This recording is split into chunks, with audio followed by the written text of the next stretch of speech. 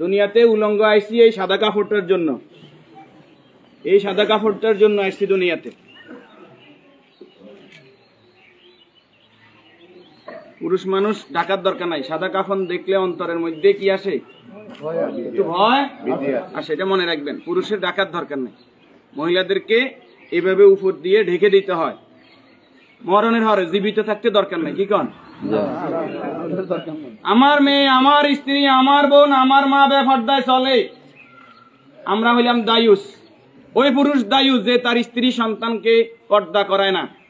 আপনি থাকতে আপনার স্ত্রী কিভাবে ফেরিওয়ালার সামনে যায় আলু ফ্রাইস কিনে, আপনি দেশে থাকতে, আপনি এলাকা থাকতে আপনার স্ত্রী কিভাবে মার্কেটিং করে যায়, এভাবে বাজার সদাই করে, আপনি পুরুষ কেন পর্দার ব্যাপারে সচেতন নয়?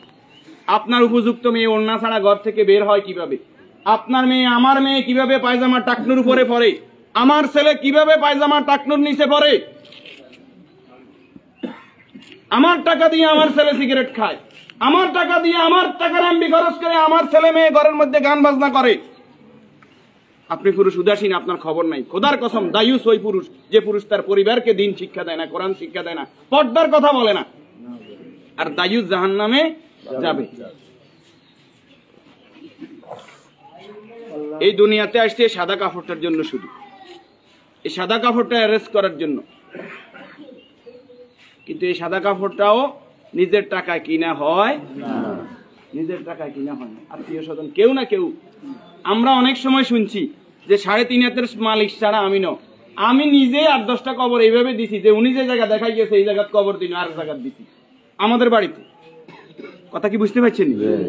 উনি যে জায়গা দেখাই গেছে ওই জায়গায় দিতে পারি নাই বিভিন্ন কারণে। ওই জায়গার মধ্যে হয়তো পুরান কবর পড়ছে, অথবা ওই জায়গার মধ্যে খাদ গর্ত বেশি, পানি হয়ে গেছে।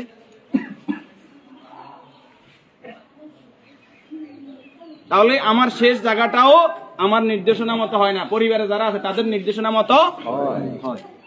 যে রাসূলের সম্মানমর্যাদা এত বেশি, সেই রাসূলের প্রতি দুরূদ ও সালাম সাল্লাল্লাহু আলাইহি ওয়াসাল্লাম। সম্মানিত উপস্থিতি, আল্লাহর গোলাম চেহারাতে বলতেছে অবশ্যই নেককার পরেজগার ছিল। আল্লাহ তাআলা ওনার জীবনের গুনাহগুলো মাফ করে দেন, আমিন। যে নেক আমলগুলো করেছে, দান সাদাকা করেছে, বদৌলতে কবর, হাসর, মিজান, ফুলসিরাত আল্লাহ কি করে দেখ, মাফ করে দেখ। আমরা যারা জানাজায় উপস্থিত হয়েছে আল্লাহ আমাদেরকে মাফ করে দেখ। আল্লাহ তাআলা এই পরিবারকে ধৈর্য ধারণ করার তৌফিক দান করুন, আমিন।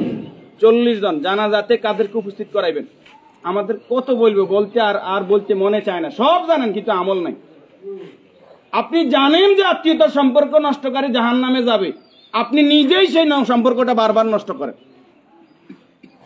আপনি জানেন যে আগে সালাম দিতে হবে, আপনি সালাম দেন না। আপনি জানেন যে নিজের জন্য যেটা ভালো মনে করি অপরের জন্য সেটা ভালো মনে না করলে আমি ইমানদার নয়। আপনি জানেন প্রতিবেশীর হক নষ্ট করলে ইমানদার নয়। কই নাই, সব শুধু জানি, আমল করি না। আমাদের মাঝ থেকে আমলটা দূরে সরে গেছে। এই নেককার গোলাম জানাজাতে নামাজি ফরেজগার লোক, শিরিক মুক্ত লোক, আপনার দৃষ্টিতে যিনি শিরিক মুক্ত, এরকম 40 জন লোক যদি দোয়া করে আল্লাহ তাআলা ওই দোয়া কি করে? কবুল করে। 40 জন হাইবেন, হাইতেন ন উনি নামাজি ফরেজগার, উনি হয়তো আপনি মনে করেন যে মাজারে সেজদা দেন শুধু কবিরা গুনাহ, মাজারে সেজদা দেন বুঝি শিরক। শনিবার মঙ্গলবার কি শিরক না? শনিবার মঙ্গলবার হিসাব করা শিরক ননি? শিরক, এটাও শিরক। এই যে জাদু টোনা করা, এটা কি শিরক ননি? গণকের কাছে যাওয়া, বান্দর গনাইতে যায়, মানুষ গনাইতে যায়, চুরি করছে কে, আনা চাইতে যায়, এগুলো সবগুলো কি বড় শিরক। যেটা জনগণ সকল ক্ষমতার উৎস, ঠিক ননি? জনগণ সকল ক্ষমতার উৎস, সকল ক্ষমতার মালিক কে? তো যেই দল, যেই সংগঠন, যেই রাজনীতি আমাকে বলে জনগণ সকল ক্ষমতার উৎস, এই রাজনীতি করা কি শিরক না? এই জিনিসটা কেন বুঝিনি আমরা?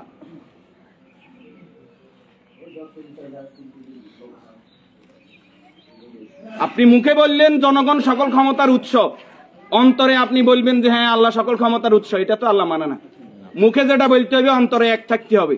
তাহলে সকল ক্ষমতার মালিক কে? আল্লাহ। আর যারা রাষ্ট্র ক্ষমতায় গিয়ে, একজন মুমিন ইসলামী রাষ্ট্র ব্যবস্থার বাইরে যাওয়ার কোনো সুযোগ নাই। যদি আওয়ামী লীগ আবার তওবা ইস্তেগফার করি আই কয় যে আমরা আল্লাহর আইন অনুযায়ী রাষ্ট্র চালাইম, আমরা কইম আলহামদুলিল্লাহ। বিএনপি যদি কালকে বলে যে আমরা রাষ্ট্র চালাইম আল্লাহর আইন অনুযায়ী, কোরআনের আইন দিয়ে রাষ্ট্র চলবে, সৎ নামাজি ফরেজগার লোকরা চেয়ারম্যান মেম্বার হইব, তাকওয়াবান হইব, আমরা বিএনপির সাথে আছি, বিএনপি কে ভোট দেব। যদি জামাত ইসলামী বলে আমরা আল্লাহর আইন দিয়ে রাষ্ট্র চালাইবো, কোরআন চালাইবো, দেশ তাকওয়ার ভিত্তিতে চলবে, রাসূল যেভাবে চালাইবে আমরা তাদেরকে ভোট দিব। যদি চরমনাই বলে তাদেরকে ভোট দিব। আমাদের ব্যক্তিগত কারো কোনো আরস নাই। আমরা এই জমিনে আল্লাহর, এই জমিনে আইন চলবে কার? আল্লাহ। এবার যেই আসুক এই তকমা নিয়ে আমরা তাদের সাথে আছি। রাজি আছেন? ইনশাআল্লাহ। আল্লাহ তাআলা আমাদেরকে কবুল করুন। আমিন। সম্মানিত উপস্থিতি, এই মুহূর্তে